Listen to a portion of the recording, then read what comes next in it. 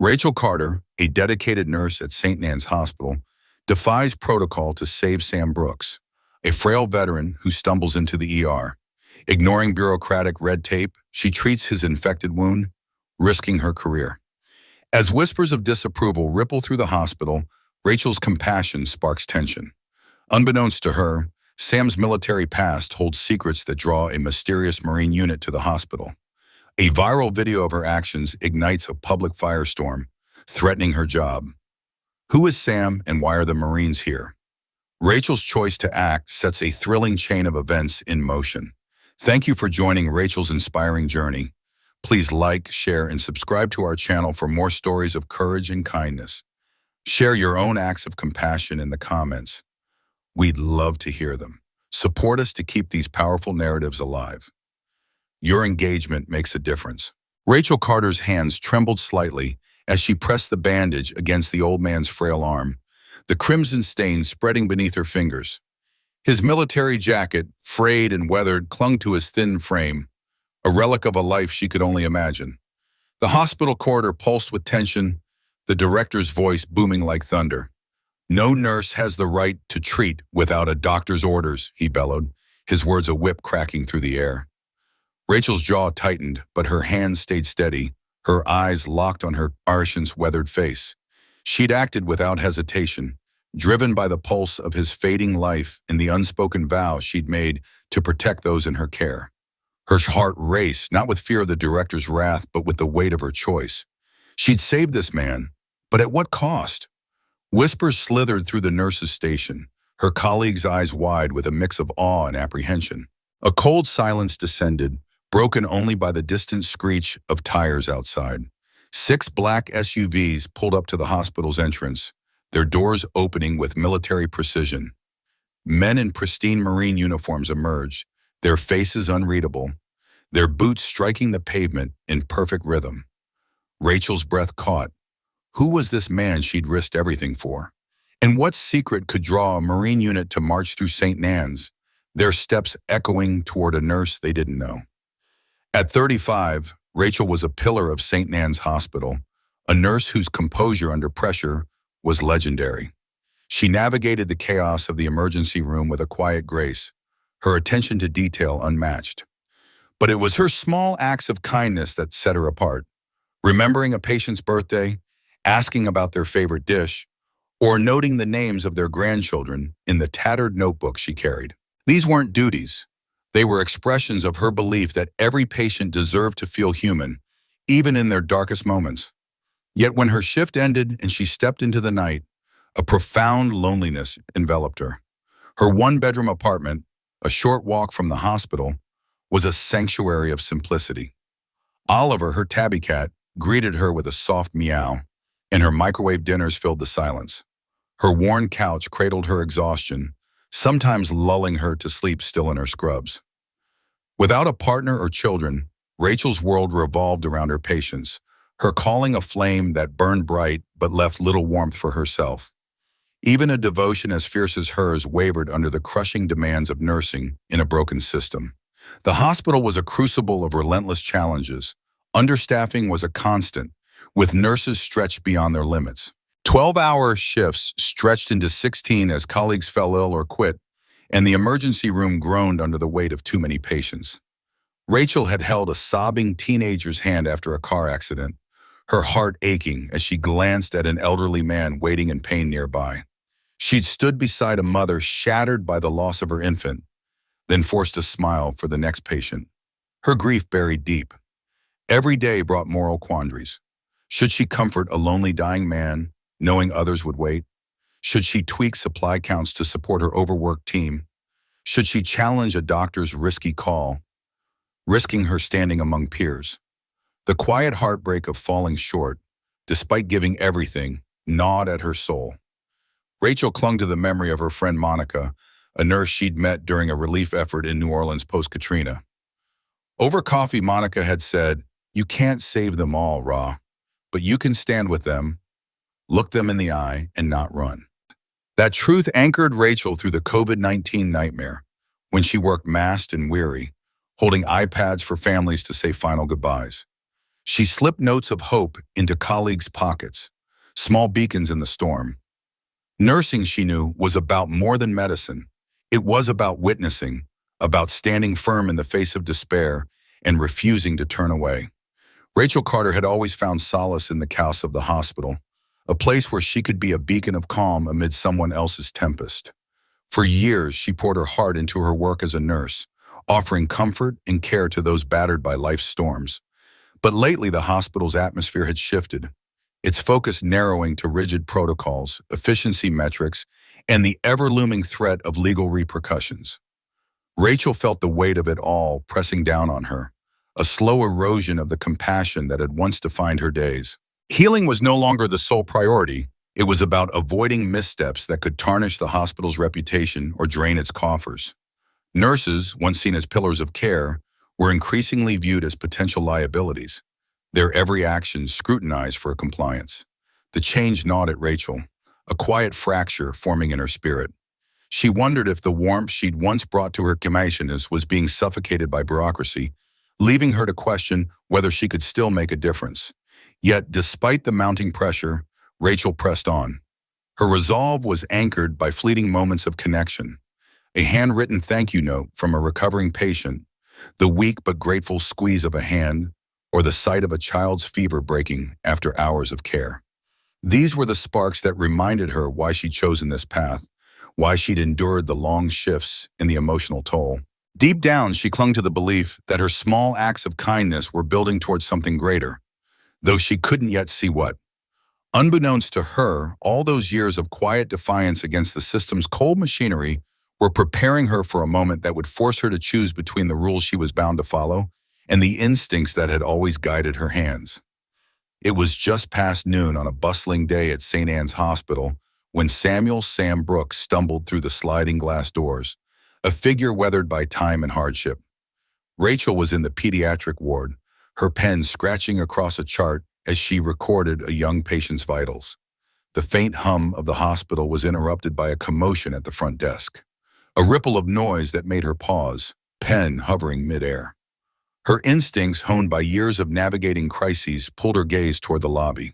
Sam's arrival didn't immediately demand attention. It was more like the subtle shift in the air before a storm gathers force. He was a man who had once stood tall, his broad shoulders now slumped under the weight of years, his cheeks hollowed by struggles Rachel could only imagine. His faded olive-green military jacket, frayed at the cuffs and stained with time, hung loosely over his gaunt frame, a relic of a prouder past. Sweat glistened on his brow, matting his gray hair, and a dark, spreading stain on his left sleeve hinted at something urgent. His eyes, wide and unfocused, darted around the sterile lobby, as if the harsh fluorescent lights and sharp antiseptic scent had yanked him back to a memory he couldn't shake. For a moment, Rachel feared he might collapse right there on the polished tile floor, his body betraying the strength he'd once carried. From behind the front desk, Nancy, the receptionist, raised a hand with the calm authority of someone who thrived on order. She was efficient, her no-nonsense demeanor a perfect fit for the hospital's increasingly rigid systems. "Sir, I need you to stop right there," she said, her voice firm, but not unkind.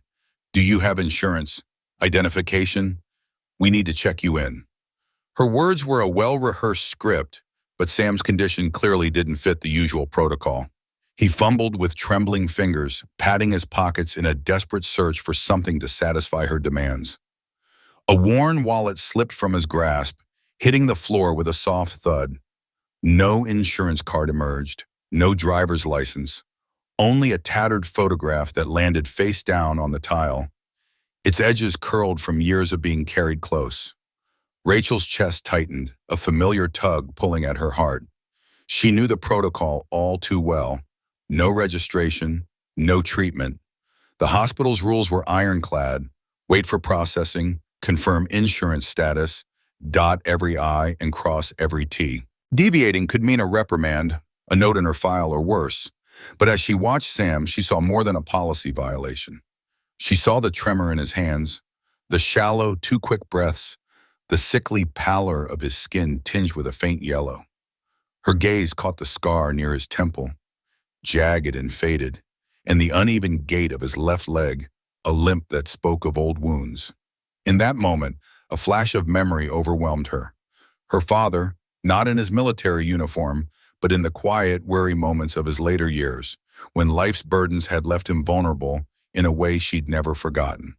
The resemblance wasn't physical, but emotional, a shared thread of silent desperation that only someone who cared enough to look closely could see. "Nancy," Rachel called, her voice steady but urgent as she stepped forward, unable to stop herself. "Get a wheelchair and page Dr. Morrison, now!" She was already moving towards Sam, her training warring with the instinct to act. Nancy's eyes widened, her hiss sharp with warning. "Rachel, he hasn't been processed." But Rachel was already at Sam's side, one hand gently steadying his elbow, the other guiding him into the nearest chair with a tenderness that belied the chaos of the moment. "He's crashing," she said calmly, her voice cutting through the tension. Inside, her heart raced, not just for Sam, but for the choice she was making, one that could redefine everything she'd built in this hospital. The rules were clear, but so was the need in front of her, and Rachel's hands, trained to heal, were already reaching out. The sterile hum of the hospital ward buzzed in Rachel's ears, a constant reminder of the stakes at hand. Her hands trembled slightly, not from fear, but from the urgency coursing through her veins, as she assessed the man before her. "Sam," he'd whispered, his voice barely a rasp, like a leaf clinging to a branch in a storm. His skin was clammy, cold to the touch, and his eyes, half-lidded, carried the weight of a body fighting a losing battle against infection. She didn't need a chart or a patient ID to know he needed an IV and antibiotics, and he needed them now. Paperwork could wait. Death wouldn't. Rachel's heart pounded with a mix of determination and defiance as she moved with purpose, her scrub-clad figure a blur of motion against the stark white walls. Behind her, the nurse's station buzzed with its own rhythm, keyboards clacking, phones ringing, and the low murmur of voices. Linda's voice cut through the noise, sharp and laced with exasperation. "Rachel, you are going to get written up again. You know that, right?" The words hung in the air, a warning wrapped in the guise of concern. Rachel's jaw tightened, but she didn't turn around. Linda's words were a familiar refrain, one she'd heard too many times before. They were colleagues, sure, but Linda clung to the safety of protocol like a lifeline, while Rachel saw it as a chain. She ignored the jab, her focus locked on Sam's shallow breaths, the way his chest barely rose with each inhale. His name, Sam, was enough for her. It wasn't just a name, it was a tether to his humanity, a reminder that he wasn't just a case number or a liability risk. He was a person, and right now he was hers to save. The hospital air crackled with unspoken tension, a live wire sparking between the rigid demands of bureaucracy and the raw, unfiltered call of compassion. Rachel felt it in the sideways glances from her coworkers, the clipped whispers that followed her every move. Hospitals weren't just places of healing anymore. They were businesses, their margins razor-thin, their risks towering. Policies and procedures loomed like fortress walls, designed to protect, yes, but also to confine. Liability concerns, insurance protocols, and administrative oversight buried good intentions under a suffocating pile of red tape. Rachel's mind flickered to the words of her mentor, Monica, a nurse whose wisdom had shaped her more than any textbook ever could. "If you wait for the system to give you permission," Monica had said, her voice steady with conviction, "you'll miss the chance to save a life." Those words had rooted themselves deep in Rachel's soul, a guiding light through the moral fog of her career. So she moved, not as an employee bound by hospital policy, but as a nurse, a healer driven by instinct and heart. Each step was deliberate as she lifted Sam's frail frame onto the bed, her hands steady despite the storm of doubt swirling in her mind. She wrapped the blood pressure cuff around his arm, the familiar Velcro rasp grounding her arm. Starting the IV line, she crossed an invisible boundary, one that separated following orders from doing what was right. She didn't yet know how that single act would ripple through her life, how it would shift the trajectory of everything she'd worked for. But in that moment, it didn't matter. Sam's life hung in the balance, and she wasn't about to let him slip away. Her hands moved on autopilot, muscle memory taking over as she cleaned the angry, red wound on Sam's arm, checked his vitals, and prepared the IV. But her mind was a whirlwind. What am I doing? The question clawed at her, sharp and relentless. She could almost hear Eleanor Green's voice, the hospital administrator whose warnings had become a recurring soundtrack to Rachel's career. No treatments without physician authorization, Eleanor had snapped at the last staff meeting, her tone cutting like a scalpel. One more incident, Rachel, and we'll have no choice but to take disciplinary action. The memory sent a chill down her spine, not because she feared the consequences, but because it underscored how far the system had strayed from its purpose. Healing wasn't supposed to be a negotiation with paperwork. This wasn't Rachel's first dance with defiance. She thought of the homeless patient she'd slipped a blanket to last winter, despite the hospital's strict, no unnecessary contact policy. The man had been waiting for a psych evaluation, shivering in the sterile waiting room, and Rachel couldn't bear to let him suffer. Then there was the teenage overdose patient, a girl no older than 16, left alone when her family never showed. Rachel had stayed 4 hours past her shift, sitting by her bedside, holding her hand until the girl's trembling stopped. And during the darkest days of COVID, Rachel had smuggled an iPad into an isolation room, risking her job so a dying man could see his wife's face one last time through a grainy video call. Each time she'd face the same lecture. Follow protocol, stick to your scope, protect the hospital. She'd nodded, promised to be more mindful, and returned to work with the same quiet fire burning in her chest. You help people because it's right, not because it's convenient. But now, standing over Sam, the weight of those warnings pressed harder than ever. Her shoulders felt heavy, as if the hospital itself were bearing down on her. She thought of her father, the man whose failing lungs had drawn her to nursing in the first place. In his final days, a hospice nurse had bent the rules, sneaking in extra visits, extra comfort, extra moments of care that no insurance policy could quantify. Rachel had watched, awestruck, as that nurse moved with a grace that transcended procedure. That's what healing means, her father had whispered, his voice weak but certain. Not just medicine, mercy. Those words had become Rachel's North Star, guiding her through every tough call, every moral gray zone. But doubt crept in now, cold and insidious. What if Sam had a bad reaction to the antibiotics? What if he collapsed and the blame fell squarely on her? What if helping him cost her the career she'd poured her entire adult life into building? Her gaze flicked to the nurse's station, where Linda peeked nervously over her computer screen, her eyes darting between Rachel and her monitor. Nancy, the receptionist, stood frozen behind the desk, her hands hovering over a stack of charts as if unsure whether to intervene or retreat. Rachel's frustration flared, a bitter edge to her thoughts. Why isn't anyone else stepping in? She knew the answer, though.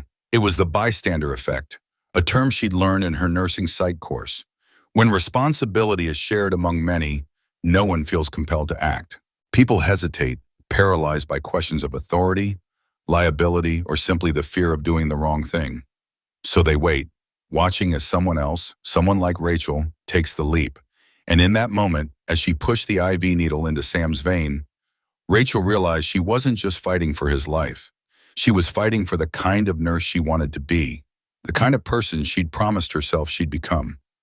Rachel Carter stood in the sterile hospital room, her heart pounding like a drum in her chest, each beat echoing the weight of the moment. She could feel the eyes of her colleagues boring into her, their silent judgments heavy in the air. The culture of the hospital was unforgiving. Mistakes were not just errors, they were potential disasters, threats to lives and careers. Risk was the enemy, something to be avoided at all costs. Yet, as Rachel stood by Sam Brooks' bedside, her gloved hands steady despite the storm of doubt swirling in her mind, she knew she couldn't turn away. Moral courage, she had come to understand through years of grueling shifts and countless patients, wasn't about being fearless. It was about staring fear in the face. Fear of failure, of punishment, of stepping beyond the rigid boundaries of protocol and choosing to act anyway. Sam's breathing was shallow, each labored inhale a reminder of the urgency of the situation. His skin burned beneath her fingertips, feverish and slick with sweat, his pulse weak and erratic. Rachel's training screamed at her to wait for a doctor's orders, to follow the chain of command, but her instincts, honed by years of watching patients slip through the cracks, urged her to move. This wasn't about rebellion or seeking glory. It was about the man lying before her, his life teetering on the edge. She could feel the faint throb of his pulse, a fragile thread connecting him to the world, and she refused to let it snap. With a deep breath, she pushed her doubts down, focusing instead on the rhythm of Sam's struggle, the desperate need in his glassy eyes. Across the room, Linda, a senior nurse with decades of experience, stood frozen. Their eyes met for a fleeting moment, and Rachel saw something flicker in Linda's gaze. Not the disapproval she'd expected, but a quiet, aching longing. It was the look of someone who had spent years bound by the same rules, who had felt the same pull to act but had learned to suppress it. Linda's hands twitched at her sides, as if she wanted to step forward, to break free from the invisible chains of protocol that held her back.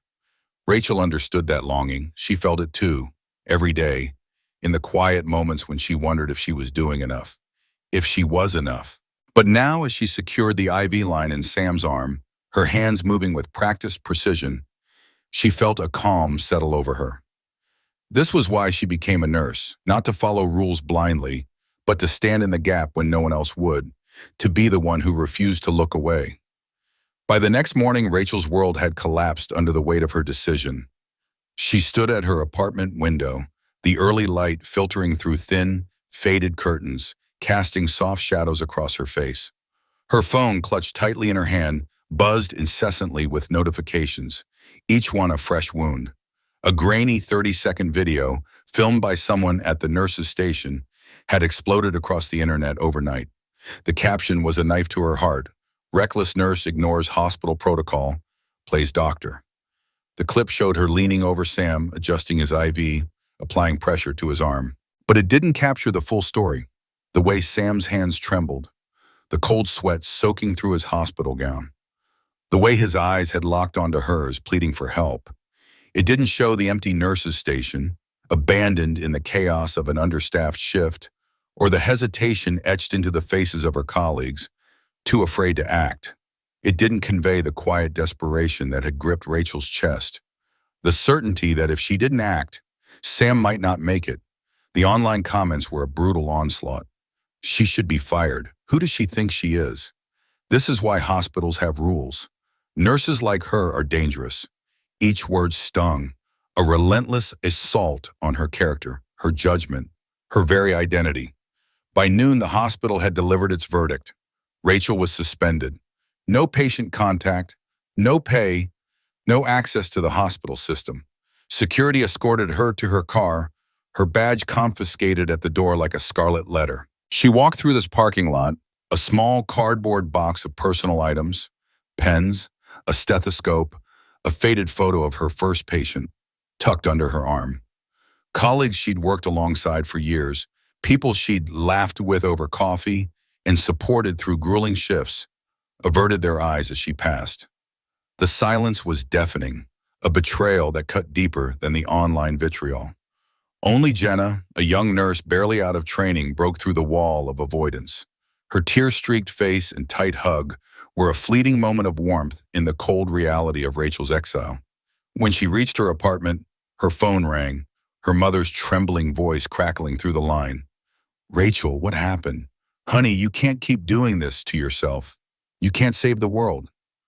The words were laced with love, but heavy with worry, the kind of worry only a mother could carry. Rachel listened in silence, exhaustion settling into her bones like a lead weight. She wanted to explain, to make her mother understand the pull she'd felt, the certainty that Sam needed her in that moment, but the words wouldn't come. Outside, the media storm was gathering strength. Talk shows dissected her case with gleeful intensity, debating whether she was a hero or a reckless rule breaker. Hospital administrators issued carefully crafted statements, all vague promises of investigations and policy reviews. Reporters camped outside her apartment building, their news vans lining the curb like vultures circling a carcass, waiting for a glimpse of the disgraced nurse. But beneath the roar of criticism, quieter voices began to rise, like whispers cutting through a storm. Frank Morales, a Vietnam veteran who had been Rachel's patient after hip surgery, posted a video online. His gravelly voice was firm, unwavering, as he spoke from the heart. She sat by my bed when nobody else had time. She listened to my stories, treated me like a man, not just a chart. You don't throw away nurses like that. His words were a lifeline, a reminder of why Rachel had chosen this path. Then came Susan Clark, a cancer survivor whose frail hand Rachel had held through countless treatments. Susan's voice, soft but resolute, echoed Frank's sentiment. Rachel saw me when I felt invisible, she wrote in a post that spread across social media. She fought for me when I couldn't fight for myself. These voices, small but powerful, began to weave a different narrative, one that reminded Rachel of the lives she'd touched, the difference she'd made, even as the world seemed determined to tear her down. Rachel sat at her worn kitchen table, the weight of the day pressing down on her like a heavy fog. Her fingers, trembling slightly, traced the edges of a small, tarnished silver badge that glinted faintly in the morning light filtering through the window. She had stayed late at the hospital again, her heart tethered to the frail woman in the oncology ward who gripped her hand through another grueling round of chemotherapy. That patient, with her sunken eyes and brave smile, had been the only one who didn't recoil when Rachel's own hair began to thin from stress and exhaustion. "You're beautiful," the woman had whispered, her voice fragile but firm, as Rachel avoided her own reflection in the hospital's sterile mirrors, unable to face the toll her work had taken. That moment had rooted itself in Rachel's soul, a quiet anchor in the storm of her life. Marcus Hale, a local Army reservist with a weathered face and a heart as steadfast as stone, had seen it too. He'd taken to X to share his truth, his words raw and unpolished. "She's the kind of person who stays late, who holds your hand when the world feels like it's crumbling. She saved one of us, a veteran, without hesitation. I'd trust her with my life any day." His post, simple but searing, sparked a wave of support that rippled outward. Patients who had felt Rachel's gentle touch, veterans who knew her quiet strength, and families who had leaned on her compassion began to speak up, their voices a chorus against the growing tide of criticism. But the internet was a merciless beast. For every kind word, there was a venomous comment, a hasty judgment, a cruel hashtag that sliced through the nuance of her actions. Social media didn't care about context or truth. It thrived on headlines, viral clips, and the kind of outrage that burned fast and bright. Rachel's chest tightened as she scrolled through the chaos on her phone, the glow of the screen casting shadows across her tired face. She sat alone at her kitchen table, the world outside her small apartment growing louder, angrier, and more unrecognizable by the minute. She had always believed in the quiet power of compassion, but now she wondered about its gift. The hospital had suspended her citing protocol violations, and the public had turned her into a lightning rod for their frustrations. She thought about how quickly a single moment, one decision to help a stranger, could unravel years of dedication. The weight of it all pressed against her ribs, but beneath the hurt and the fear, a flicker of resolve burned. She wasn't alone. The voices defending her, the people who knew her heart, reminded her that her purpose hadn't vanished, even if her job had. The badge on the table drew her gaze again. Its dull silver edges seemed to hum with secrets, and Rachel's fingers brushed over the faint engraving on the back. Whole Class 1968. No military branch, no unit number, just a name and a date that felt like a riddle. Her heart thudded as she thought of Sam Brooks, the frail veteran who had pressed the badge into her palm just moments before security escorted him out of the ER. His eyes had held a quiet intensity, a mix of gratitude and something unspoken, as if he were entrusting her with more than just a trinket. Rachel opened her laptop, her pulse quickening as she typed the words "Whole Class 1968" into the search bar, hoping for a clue, anything to explain why Sam had chosen her. The screen lagged, the spinning wheel taunting her impatience. She tapped the trackpad, her frustration mounting, until the screen flickered and went black. A chill crawled down her spine, sharp and sudden, like a warning whispered in the dark. She reached for her phone, her hands unsteady, intending to continue her search there. Before she could unlock it, the device vibrated in her grip, jarring her nerves. A text from an unknown number flashed across the screen. "Do you know who you saved today?" Rachel's breath caught in her throat, her eyes snapping to the window. Across the street, bathed in the dim orange glow of a street lamp, sat a black SUV, its engine idling silently, headlights off. She hadn't noticed it when she dragged herself home earlier, her mind too tangled in the day's events. Now it loomed like a shadow, still and watchful. Her heart pounded against her ribs, a frantic rhythm that drowned out the hum of the refrigerator. She moved to the window, clutching her phone so tightly her knuckles whitened, and stared at the vehicle. It didn't move, didn't flinch, but its presence felt alive, as if it were studying her every breath. Rachel's mind raced, piecing together fragments of the day. Sam Brooks hadn't seemed like anything more than another neglected veteran when he'd stumbled into the ER, his clothes threadbare and his eyes haunted. But there had been signs, small nagging details she'd brushed aside in the chaos. The way he'd flinched when a news report about Afghanistan flickered on the waiting room TV. The faded military scars crisscrossing his arms, barely visible under the fluorescent lights.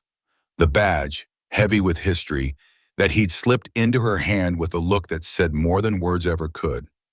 Now, those moments clicked together like the pieces of a puzzle she hadn't wanted to solve. Sam wasn't just a patient. He was something more, something dangerous, and she'd been pulled into his orbit without warning.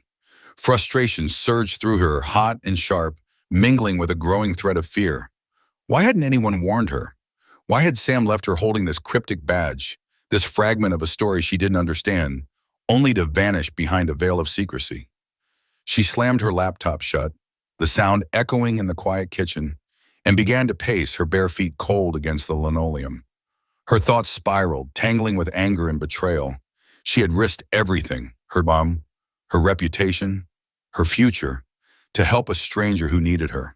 And now she was caught in something far bigger than herself, something that felt like it could swallow her whole.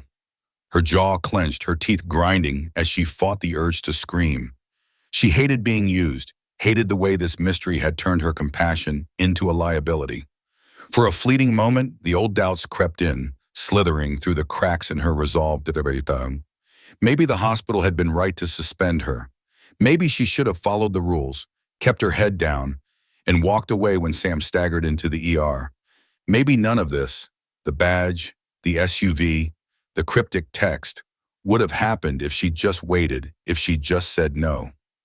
But even as the thoughts gnawed at her, Rachel's gaze fell back to the badge, its faint gleam a quiet rebuke to her doubts. She had made her choice, and it was the same choice she'd made every day of her career, to show up, to care, to fight for those who had no one else. Whatever this was, whatever Sam had dragged her into, she wouldn't let it break her. Not yet. Rachel Carter sat alone in her dimly lit apartment, the weight of the day pressing against her chest like a stone. Her fingers traced the edges of her nurse's badge, its familiar weight grounding her as her mind churned with doubt. She had always believed she was just like everyone else, a competent nurse, reliable, steady under pressure. But now that certainty wavered. Deep within her, a quiet conviction stirred, reminding her that her actions earlier that day hadn't been born of routine. They'd come from somewhere primal, a reflex honed by years of training and a heart that refused to turn away from someone in desperate need. She had seen a man, not a chart, not a headline, not a statistic, gasping for life on a hospital bed.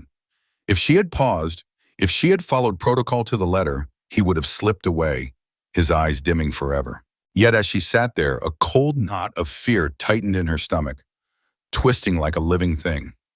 Someone had been watching her from that sleek black SUV parked outside her apartment complex earlier that evening. Its tinted windows had obscured the faces inside, but she felt their gaze, sharp and unrelenting, as if they were cataloging her every move. They knew her name. They knew where she lived. The realization sent a shiver down her spine, and she clutched the badge tighter, as if it could shield her from the unknown threat lurking just beyond her door. This wasn't over. Not by a long shot. The sharp rap at her door came just before midnight, slicing through the silence and making her heart lurch. Earlier that day, the hospital lobby had transformed into a spectacle Rachel never imagined she'd witness. 6 black SUVs, their surfaces polished to a mirror-like sheen, had rolled up to the circular drive, glinting under the late afternoon sun like sentinels of some unspoken authority. One by one, their doors swung open with mechanical precision, and a procession of men and women in crisp marine dress uniforms stepped out. Their chests gleamed with rows of medals, their white gloves pristine, their polished shoes striking the pavement in perfect rhythm. At their head stood Lieutenant Colonel Marcus Reed, his posture rigid as steel, his face a mask of unyielding calm. His presence alone seemed to command the air around him, and Rachel, watching from a distance, felt her pulse quicken. This wasn't just a visit, it was a statement.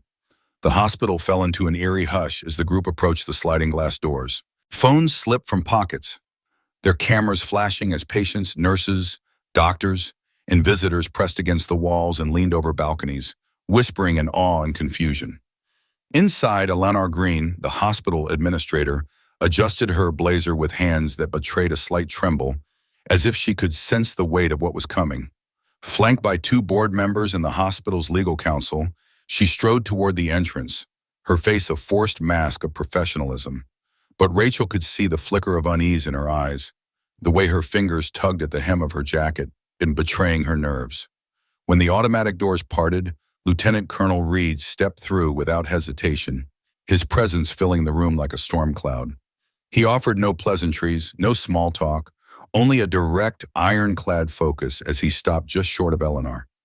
"Miss Green," he said, his voice smooth but edged with authority, "I need to speak with you regarding Nurse Rachel Carter." The words landed like a gavel, and Rachel, standing at the edge of the crowd, felt her breath catch. Eleanor's thin smile faltered, but she held her ground, her voice tight with forced civility. "Lieutenant Colonel Baea, this is a private matter. You'll need to schedule an appointment." Reed's eyebrow arched, a subtle gesture that carried the weight of disdain. Without a word, he reached under his arm and produced a slim leather folder, flipping it open with the precision of a man who had done this 1,000 times. Inside lay documents stamped with official government seals, their edges crisp and authoritative. A photograph of a younger, sharper Samuel Brooks, the man Rachel had treated, stared back from the page, his features unmistakable. "That private matter," Reed said, his voice cutting through the murmurs of the crowd, "involves Colonel Samuel Brooks, who, despite your hospital's refusal to provide care, is alive today because of one woman's actions." A collective gasp rippled through the lobby, the sound like a wave breaking against a shore. Eleanor's eyes darted toward the cameras now recording every moment, her composure fraying at the edges. The staff stood frozen, their faces a mix of shock and guilt, while patients clutched their phones, capturing the scene. "We had no way of knowing," Eleanor stammered, her voice barely above a whisper, her hands twisting together in a futile attempt to steady herself. "You had one way," Reed countered, his gaze unyielding, sharp enough to pin her in place. "Her." He gestured toward the doors behind him, and the crowd parted as Rachel stepped forward, flanked by two Marines whose presence only amplified her resolve. Her face was pale, her heart pounding so loudly she was sure everyone could hear it. But she held her head high, her eyes steady. She felt the weight of her colleagues' stares, some filled with awe, others with shame. Linda, who had once whispered warnings about breaking protocol, lowered her head, unable to meet Rachel's gaze. Jenna, the young nurse who had always looked up to her, smiled through tears, her expression a mix of pride and relief. Reed's voice softened, but only slightly, as he continued, his words carrying the weight of truth. "This nurse saved a man who has dedicated decades to serving this nation, gathering intelligence, protecting lives. Had she followed your rules, we'd be planning his funeral today, along with the loss of years of classified operations that could never be recovered." The words hung in the air, heavy and undeniable. Eleanor's hands shook as she reached for the folder, her fingers brushing against the leather as if it might burn her. We didn't know," she murmured, her voice cracking under the strain. "No," Reed replied, his tone quiet but resolute. "You didn't." Rachel Carter's heart thundered in her chest as she locked eyes with Eleanor Green, the hospital administrator whose stern gaze had haunted her for weeks. Her pulse raced, not from fear, but from a fire kindling deep within her, a defiance that had been smothered under bureaucracy and protocol, but now flared brightly. She lifted her chin, her jaw set with a quiet resolve that felt both foreign and fiercely her own. For the first time in what felt like an eternity, the crushing weight that had pressed on her shoulders born of whispers, sidelong glances, and the sting of her suspension, began to dissolve. It wasn't the flashing cameras or the crowd gathered outside the hospital that lifted her spirit. It was the truth, raw and unfiltered, finally spoken in the stillness of that moment. The Marines, their uniforms crisp and imposing, stepped back, their boots echoing faintly on the polished floor. The crowd parted like a sea, and Rachel moved forward, her steps steady, her head high. She walked through the familiar halls of St. Anne's Hospital, no longer the nurse cast out under suspicion, but the woman who had chosen humanity over rigid rules, her heart swelling with a quiet pride she hadn't known she could feel. The following Monday, Rachel stood once more in the hospital's grand lobby, a place that had once been her sanctuary but had recently felt like a battleground. This time, no security guards flanked her, no accusing eyes followed her every move. Eleanor Green stood behind the front desk, her posture rigid, but her face betraying a flicker of something softer. Perhaps uncertainty, perhaps regret. Behind her, the hospital board stood in a solemn line, their expressions no longer cold and judgmental, but neutral, like a jury that had reached its verdict and found her innocent. Eleanor cleared her throat, her voice tight but deliberate, as she extended a crisp letter bearing the hospital's official letterhead. "Nurse Carter," she began, her words measured, as if she were weighing each one before letting it fall. "On behalf of St. Anne's Hospital, we offer our formal apology. Your suspension has been lifted, effective immediately, with full reinstatement, back pay, and our deepest gratitude for your actions." Rachel's hands were steady as she accepted the letter, though her heart gave a small lurch. Not from anger, but from the gravity of the moment. She searched Eleanor's face, looking for something beyond the formality of the gesture. There in the administrator's eyes, she saw it, a glint of humility, maybe even a grudging respect, that hadn't been there before. It was as if Eleanor, too, had been shaken by the events that had unfolded, forced to confront the limits of the rules she had always upheld. The ripples of Rachel's actions spread quickly through the hospital, touching corners she hadn't anticipated. In the break room, where she had once overheard nurses muttering about her troublemaking, the air had changed. Colleagues who had once kept their distance now leaned in, their eyes bright with curiosity as they sought her advice on patient care. Jenna, a young nurse with a nervous smile and a habit of second-guessing herself, began carrying a small notebook, just like Rachel's, where she jotted down patient details. Small things like a preference for apple juice over orange or a fear of needles. Rachel watched her one afternoon scribbling furiously and felt a warmth bloom in her chest, a sense that her quiet rebellion had planted a seed. Even Linda, a seasoned nurse who had always played by the book, began to shift. Once cautious to a fault, Linda now lingered at patients' bedsides, her voice soft but firm as she advocated for families who felt unheard. Rachel saw it in the way Linda's shoulders squared when she spoke up in a meeting, her words carrying a new weight, inspired by Rachel's example. The hospital itself seemed to hum with a different energy. The administration, once immovable, acted with surprising speed. Meetings were called, policies were rewritten, and emergency exceptions were clarified to ensure compassion could take precedence over protocol. In a rare staff meeting, Eleanor Green stood before the room, her voice uncharacteristically soft as she admitted, "Protocols exist to protect us, but they must never eclipse the humanity at the heart of our work."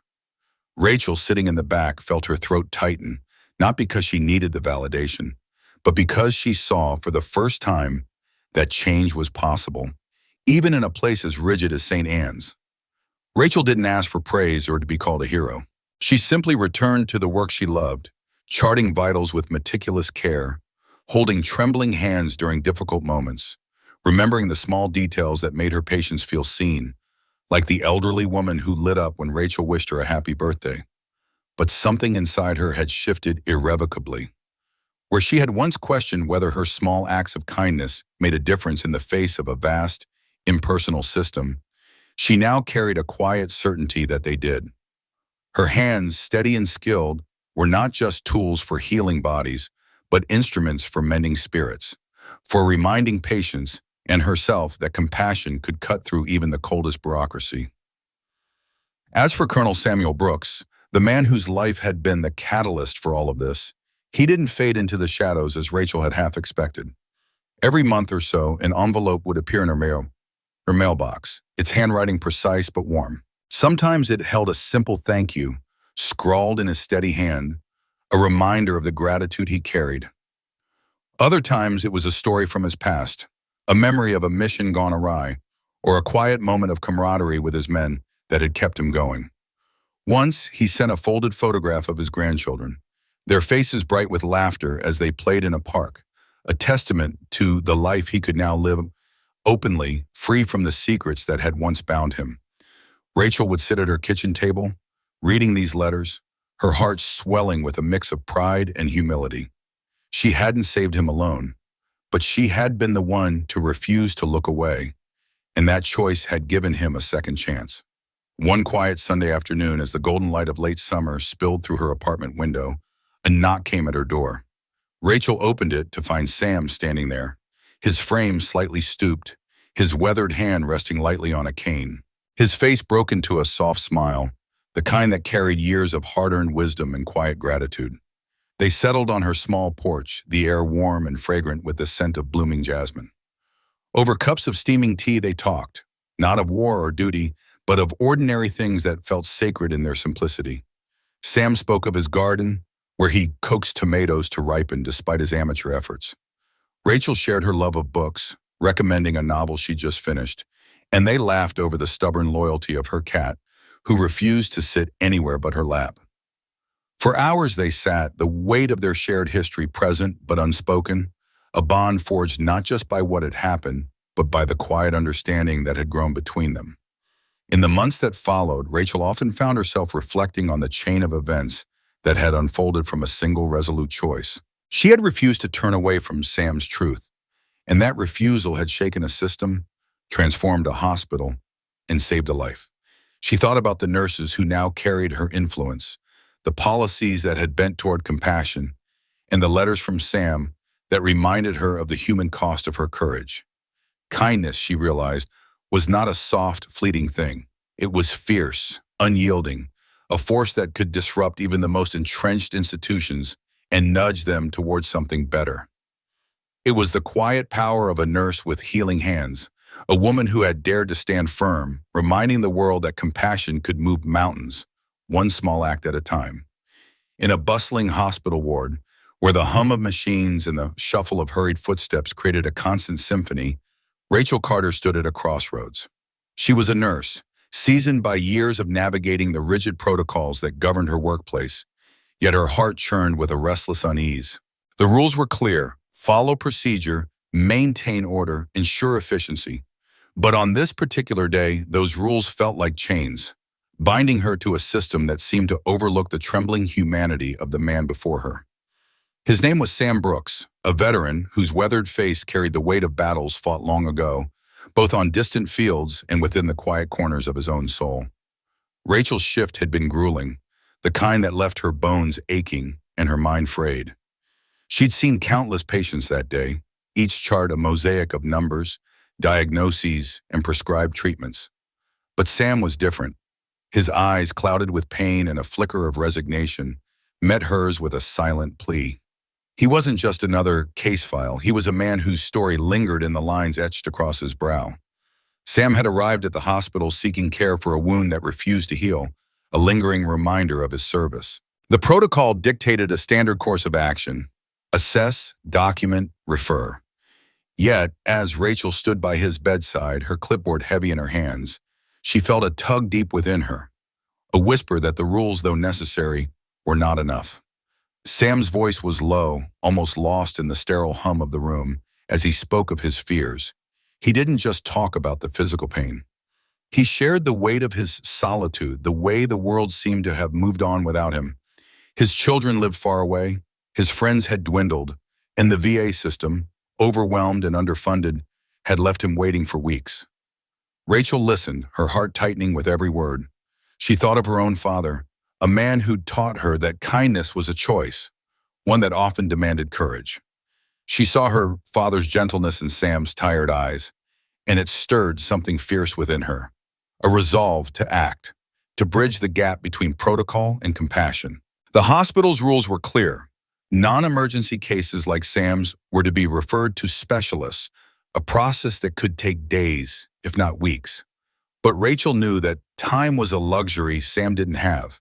His wound wasn't just a medical issue, it was a symbol of neglect, a wound to his dignity as much as his body. She felt a pang of frustration, not just at the system, but at herself for all the times she'd followed the rules without question. Her mind raced with the risks, disciplinary action, a tarnished reputation, the weight of defying a system that valued compliance over care. Yet, as she looked at Sam, his hands trembling slightly as he clutched the thin hospital blanket, she knew she couldn't walk away. With a quiet determination, Rachel made a choice. She stepped outside the lines of protocol, arranging for immediate treatment by pulling strings with a colleague who owed her a favor.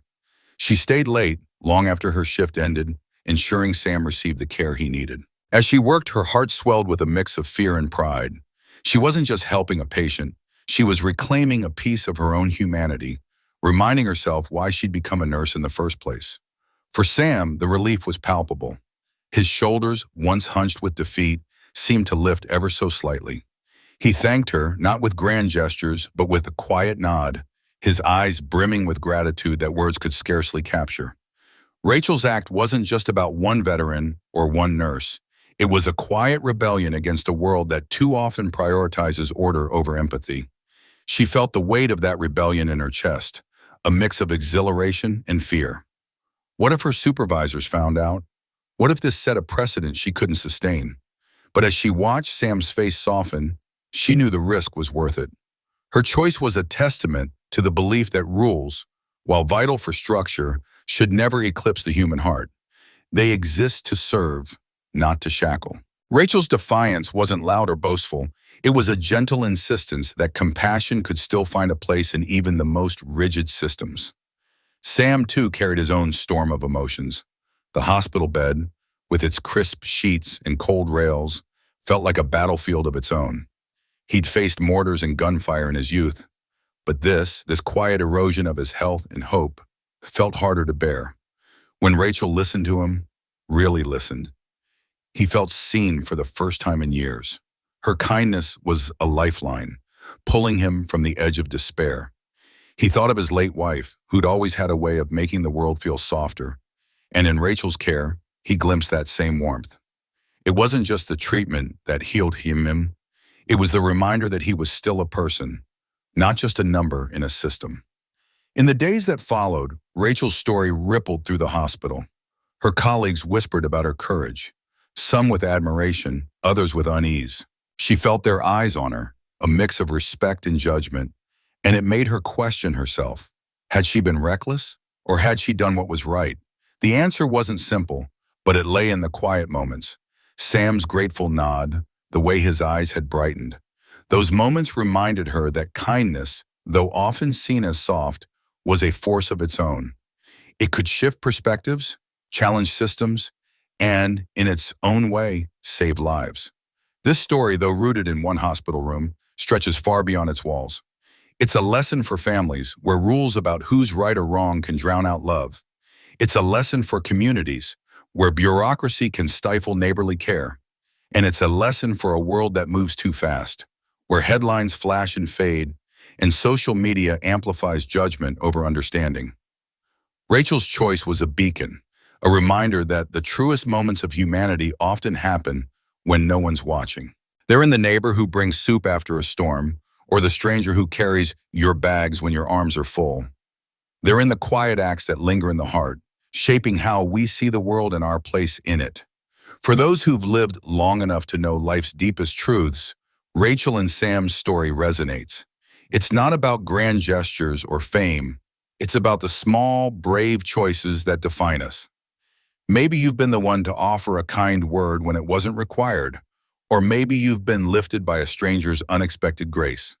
Those moments, though fleeting, are the threads that weave a life of meaning. They remind us that rules have their place, but compassion is what keeps us human. It's the courage to see the person in front of you, to act when it matters most, and to carry that quiet goodness forward, one ripple at a time.